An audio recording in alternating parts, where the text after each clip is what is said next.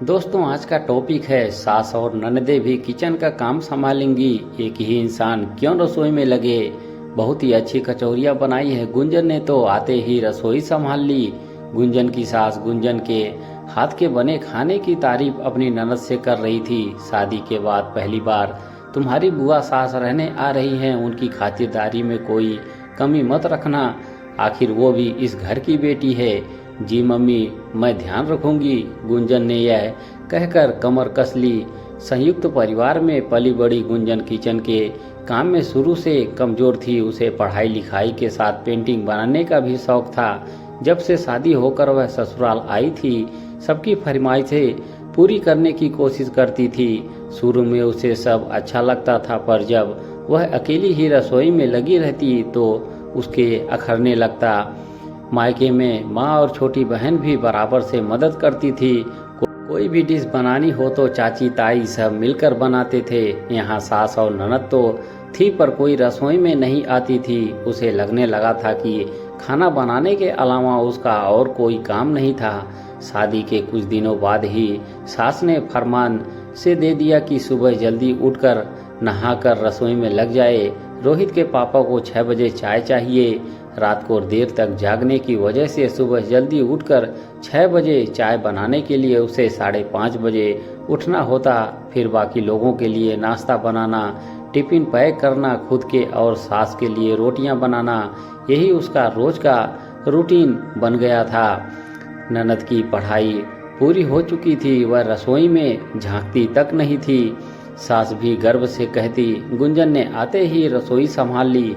शाम की चाय से लेकर सब्जी बनाने और रात के खाने तक, दही जमाने तक, हर छोटे बड़े काम के लिए सब उसे ही आवाज़ देते थे। सबका यही कहना था, तुम रसोई संभालो, बाकी हम देख लेंगे।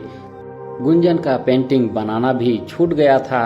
अपने शौक को मरता देखकर गुंजन को छटपटाहट सी होती थी। उसे वक्त भी नहीं मिलता था। एक दिन सबने घर पर ही पारिवारिक मूवी देखने का प्लान बनाया। सभी मूवी देख रहे थे, तभी गुंजन के ससुर जी बोले, गुंजन जरा चाय बना दो। भाभी साथ में थोड़े पॉपकॉर्न भी बना दो, 5 मिनट ही लगेंगे। गुंजन की उठक बैठक चलती रही। वह मूवी भी अच्छे से देख नहीं पाई। घर में कौन सी चीज़ आनी है, पर्दे बदलने हैं तो किस रंग के होने चाहिए, गहने कहाँ रखने हैं, बुआ सास को विदा में क्या देना है, राशन का सामान कितना आना है, इन सब पर कभी उसकी सलाह नहीं ली जाती। उसे बस हुक्म दे दिया जाता है कि आज खाने में क्या बनेगा।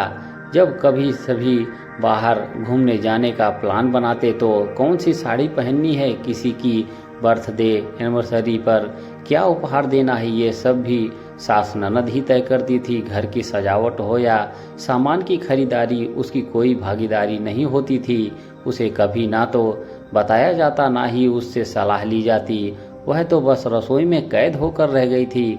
रोहित के दोस्त लंच पर आ रहे हैं तो यह बना लेना, दूर के रिश्तेदार आ रहे हैं तो वह बना लेना। बड़ी ननद परिवार सहित रहने आई तो गुंजन एक पांव पर खड़ी होकर खातिरदारी में जुट गई। सब मिलकर एसी में ठहाका लगाते और वह गर्मी में रसोई में रोटियां सेक रही होती। उस दिन शाम को सब पुराने पड़ोसी से मिलने गए।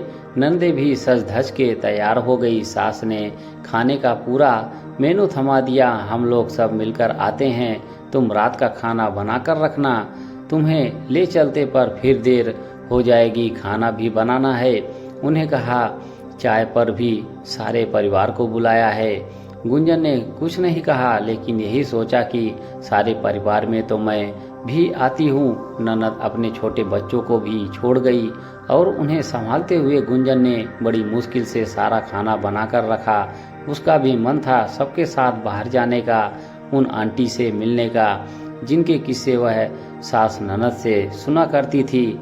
उसी रात गुंजन रसोई का काम पूरा करके अपने कमरे की तरफ जा रही थी, तभी उसने देखा कि सास का कमरा खुला था। वह वहां जाने लगी, तभी ननद लपक कर आई, दरवाजे पर खड़ी हो गई और बोली, भाभी आप अपने कमरे में जाकर सो जाओ, अंदर पैसों का हिसाब किताब चल रहा है, भैया देर से आएंगे।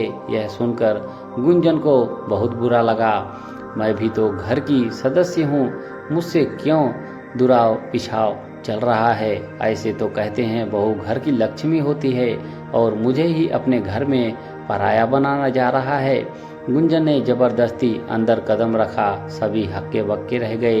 रोहित ने आंखों से इशारा किया और जाने को कहा, पर गुंजन टस से मस नहीं हुई। सास ननदों के मुंह बन गए। गुंजन, तुम थक गई होगी, जाकर सो जाओ, यहाँ तुम्हारा कोई काम नहीं है।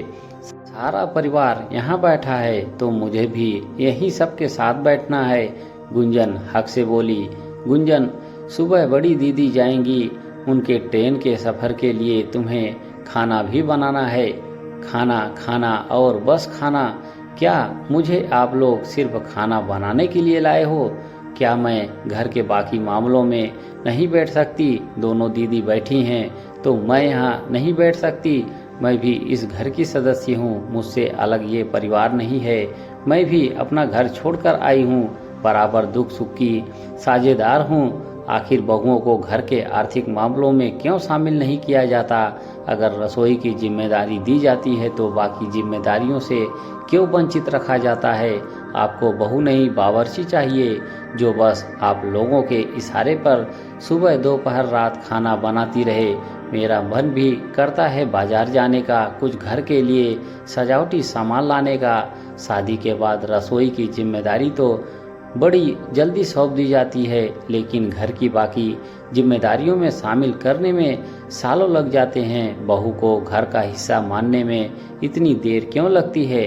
हर मामले में उससे सलाह क्यों नहीं ली जाती?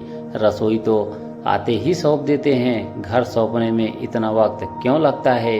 गुंजन ने एक सांस में अपने मन का सारा गुबार निकाल दिया। सभी सुनकर शर्मिंदा हो गए। रोहित को भी अपनी गलती का एहसास हुआ। जब से गुंजन आई है बस किचन में ही लगी रहती है, इसीलिए वह उसे वक्त नहीं दे पाता। यही कारण था कि वह अपने शौक पेंटिंग को पूरा नहीं कर पाती।